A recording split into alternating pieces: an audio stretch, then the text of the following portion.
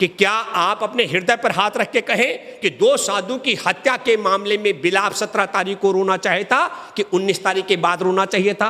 और ये 2 साधु की हत्या उसी दिन क्यों हुई जिस दिन खराब टेस्ट किट आई, और उसी दिन क्यों हुई 2 साधु की बुलंदशहर में हत्या जिस दिन 245 की किट को 600 का करने का सौदा तय हुआ?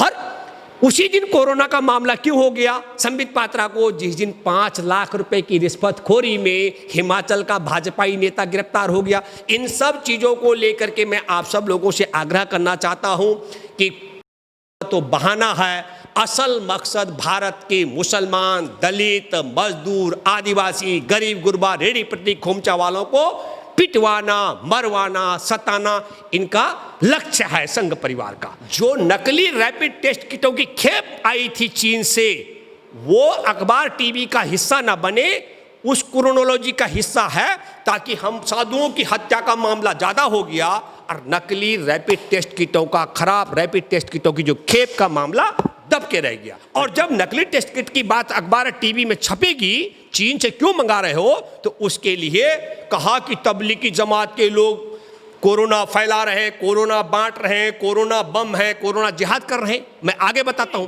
ये देशद्रोही सरकार है जिसने जानबूझ के कोरोना को इस लिहाज से फैलाया कि ट्रंप का स्वागत कराया और मध्य प्रदेश सरकार गिराई।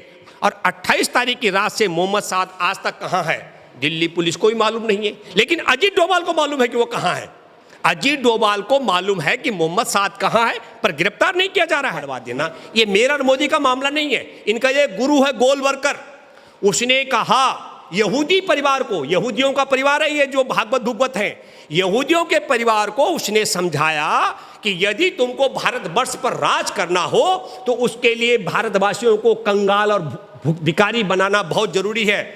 और यहूदी परिवार ने नरेंद्र मोदी की तरह गुलाम पाले हुए हैं, 40 साल तक भीख मांगकर पेट पाला। नरेंद्र मोदी का बहुत अनुभव है भीख मांगने का, पूरे देश को भिखारी बनाकर रहेगा। मेरा आप सब लोगों से आग्रह है, गुजरातियों को इज्जत से पहुंचाने वाला और गुजरातियों के शरीर से खाल उतरवाने वाले की सत्ता से बेदखली करो। अभी तो 14 करोड़ लोगों की रोजी रोटी छीनी है, हमारी माँ बहनों को खुले में बच्चे पैदा करने के लिए विवश किया। ये देशद्रोही सरकार है जिसने जानबूझ के कोरोना को इस लिहाज से फैलाया कि ट्रंप का स्वागत कराया और मध्य प्रदेश सरकार गिराई। अब ये देशद्रोहपन का जो भांडा वो था, मटका, वो किसी के सर फोड़ना था। इनको तबलीगी जमात का मैं दूसरा पहलू बताता हूं, उनको जाने का रास्ता नहीं दिया।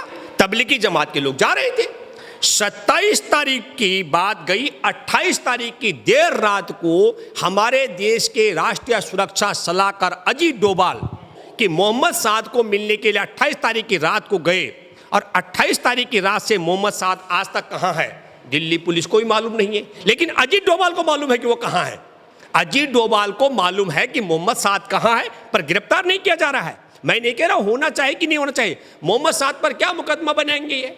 मोहम्मद साद पर पहले इन्होंने कहा तब कोरोना फैला रहे हैं, अब कह रहे नहीं, एक जगह ज्यादा लोगों के धारा 144 का मुकदमा बनेगा, और फिर कह रहे नहीं अब इन्होंने पैसे में हेरा फेरी की।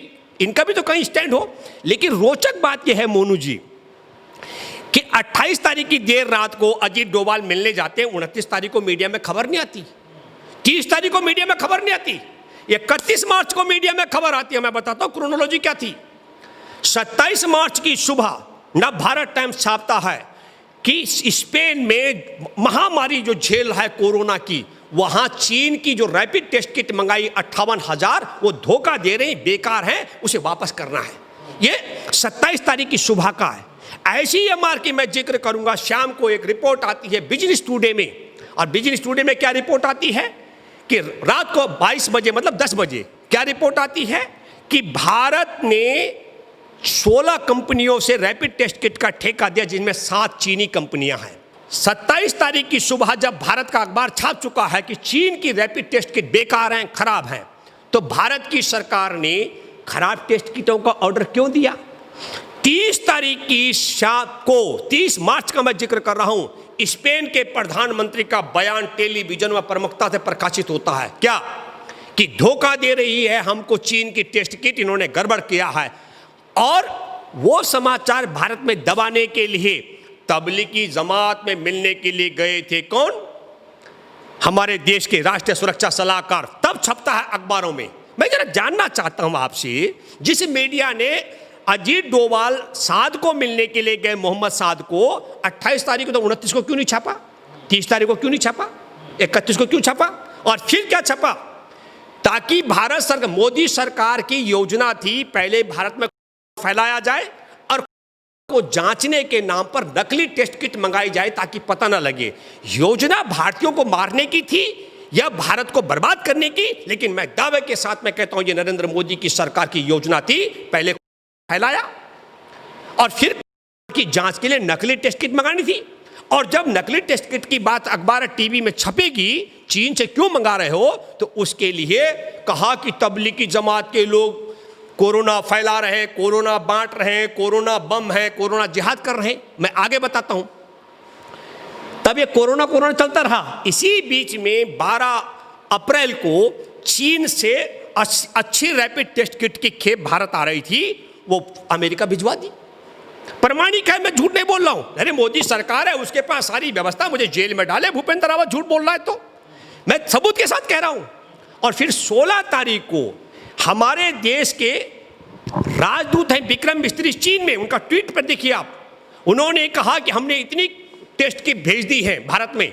और 16 अप्रैल को जिस दिन भारत में यूरोप से चली हुई खराब टेस्ट किटों की खेप चीन से भारत पहुंचती है, उसी दिन पालघर महाराष्ट्र में जिस गांव की, गढ़चिचले गांव की सरपंच भाजपा की नेता है, वहां 2 साधु और एक ड्राइवर की मॉब लिंचिंग करके हत्या कर दी जाती है। और वो क्या बोलती है, वो महिला सरपंच कह रही है जब तक पुलिस नहीं आई तो मैंने हत्या नहीं करने दी, मैंने बचा के रखा। जरा मोनू जी, मैं जरा जानना चाहता हूं आप सब दर्शकों से, जब अकेली एक महिला 2 साधु और ड्राइवर को बचा के रख सकती है और पुलिस वाले मदद के लिए आ जाएं, तो साधुओं को मारा जाना चाहिए था कि बचना चाहिए था? और बाद में वो महिला कह रही है कि मैं अपनी जान बचाने के लिए भागी।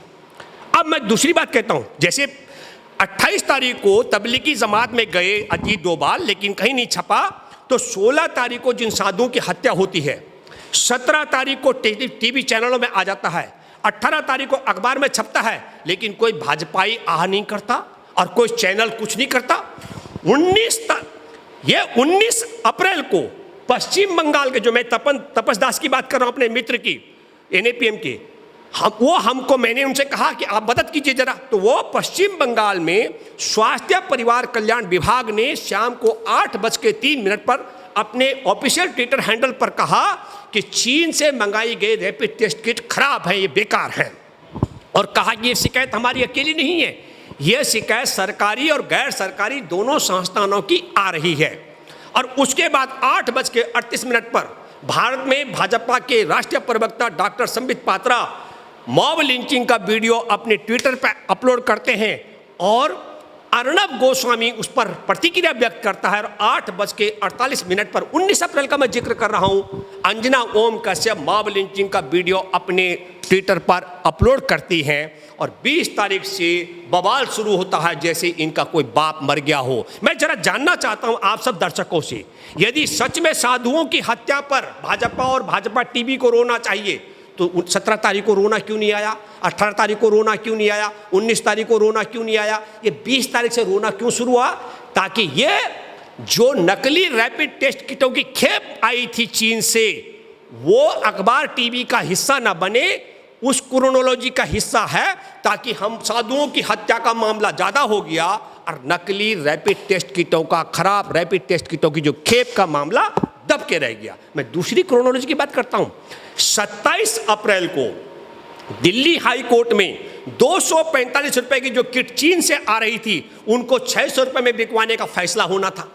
और 27 अप्रैल को मुंबई की पुलिस भी मिली हुई है। मुंबई की पुलिस ने 12 घंटे में 2 नोटिस जारी किए अर्नब गोस्वामी को वहां बुलाने के लिए, और सारा मजमा लग गया अर्नब गोस्वामी की। 245 की किट को देश के गद्दार देश में 600 में बिकवा रहे हैं, ये समाचार गायब हो गया। दूसरा क्रोनोलॉजी है, लेकिन इसका बोनस भी था। जैसे पालघर में 2 साधुओं की हत्या हुई, उसी तरीके से 2 साधु बुलंदशहर में भी मारे गए थे। अगर इसको पुलिस नोटिस नहीं देगी और ये टीवी का मजमा नहीं बनेगा, कौन, अर्नब गोस्वामी वाला, तो फिर वो बनने वाला था कौन सा, वो जो 2 साधुओं की हत्या की गई। तो मैं ये बात आपसे कह रहा हूं, तीसरी बात कह रहा हूं, संबित पात्रा कोरोना में इसलिए चले गए कि रैपिड टेस्ट किट की जो सौदा है, हिमाचल का इनका प्रदेश अध्यक्ष बिंदल 5 लाख की रिश्वतखोरी के मामले में चपेट में आ चुका है। तो आप समझ लीजिएगा कि खराब टेस्ट किटों की खेप जब भारत आती है तो 2 साधु मर जाते हैं। जब 245 रुपए की किट को 600 में बिकवाने का सौदा खत्म होने वाला, हाईकोर्ट को रेट तय करने वाला, 2 साधु की हत्या हो जाती है। और जब हिमाचल में रैपिड टेस्ट किट को मंगवाने का दलाली भाजपा का 5 लाख रुपए, जो मोदी जी ने कहा कि आपदा को अवसर में तब्दील कर देना, तो आपदा अवसर में कैसे तब्दील हुई? रैपिड टेस्ट किट जांच के नाम पर खराब खेप मंगा दी, 245 की 600 में बिकवा दी, और वहां 5 लाख रुपए की रिश्वत। ये तो मैं वो कह रहा हूं जो उजागर हुए, जो उजागर नहीं हुए वो बताता हूं। विश्व बैंक ने $1 अरब दिया, मतलब विश्व बैंक एडीबी ने 190 अरब रुपए दिए, वो पैसा कहां चला गया? हमारे देश का रेल भेल गेल सब बेचा, वो पैसा कहां चला गया? और जो पीएम केयर में खरबों खरब रुपए, वो पैसा कहां चला गया? तो मैं ये बात इसलिए कह रहा हूं, इसमें क्रोनोलॉजी है, इसमें बस मैं आपसे एक आग्रह करते हुए कहता हूं, मोनू जी, आप सब दर्शकों से मैं आग्रह करता हूं कि क्या आप अपने हृदय पर हाथ रख के कहें कि 2 साधु की हत्या के मामले में बिलाप 17 तारीख को रोना चाहिए था कि 19 तारीख के बाद रोना चाहिए था? और ये 2 साधु की हत्या उसी दिन क्यों हुई जिस दिन खराब टेस्ट किट आई, और उसी दिन क्यों हुई 2 साधु की बुलंदशहर में हत्या जिस दिन 245 की किट को 600 का करने का सौदा तय हुआ?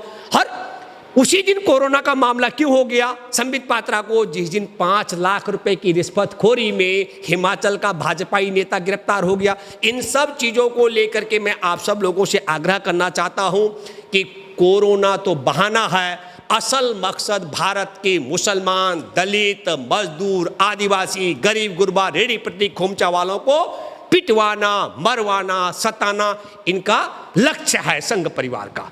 मैं इसलिए कहना चाहता हूं, जिस दिन पहला लॉकडाउन हुआ तब 500 लोग थे, आज 10,000 लोग हैं और ज़्यादा हैं, जांच नहीं हो रही पूरी। और मैं आप सब लोगों से एक आग्रह करता हूं, नरेंद्र मोदी जी ने कहा था जैसे हमने महाभारत जीता 18 दिन में, ऐसे 21 दिन में कोरोना जीतेंगे। मोदी जी की समझ को आप समझ लीजिएगा, कौरव और पांडव चाचा ताऊ के लड़के थे, दिखते थे एक दूसरे को। ये मेरा और मोदी का मामला नहीं है, इनका ये गुरु है गोलवरकर, उसने कहा यहूदी परिवार को, यहूदियों का परिवार है ये जो भागवत भुगवत है, यहूदियों के परिवार को उसने समझाया कि यदि तुमको भारतवर्ष पर राज करना हो तो उसके लिए भारतवासियों को कंगाल और भिखारी बनाना बहुत जरूरी है।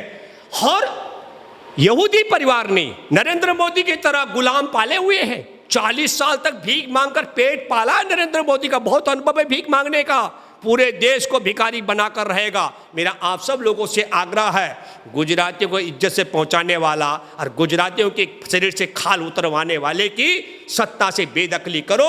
अभी तो 14 करोड़ लोगों की रोजी रोटी छीनी है, हमारी माँ बहनों को खुले में बच्चे पैदा करने के लिए विवश किया, 14 करोड़ मजदूरों के पैरों से खाल निकल के पस निकल गया है। आप सब लोग यदि मजदूर और देश के हित के लिए हो और इस देश का व्यापार और उद्योग चौपट हो गया है, मैं आप सब से आग्रह करता हूँ, हमारे देश को कंगाल बनाने वाले और जो ऐसे गुलाम पाल रखे हो मोदी की तरह, ऐसे गुलाम पालने वाली संघ व्यवस्था को अब आपको बिहार के चुनाव में सबक सिखाना, इस उम्मीद के साथ में कि जो एक एक मजदूर की मौत का बदला, एक एक मजदूर जो भूखा तड़पा, जो बच्चियां बिलखी, जिनके पैरों में चप्पल और जूते नहीं थे, उनका बदला चुकता करने के लिए आपके पास वक्त है।